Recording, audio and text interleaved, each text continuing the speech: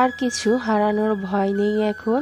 যাকে হারানোর ভয় সবচেয়ে বেশি পেতাম, সেই তো আজ নিঃশব্দে হারিয়ে গেছে। সকালটা এখন আর আগের মতো শুরু হয় না। তোমার শুভ সকাল নেই, শুধু ঘুম ভাঙে একা নিঃশব্দে ভারী চোখে। তোমার নামটা আজও ফোনে জলজল করে, কিন্তু ফোনটা আর বেজে ওঠে না। তুমি নেই, অথচ স্মৃতিগুলো আজও রয়ে গেছে।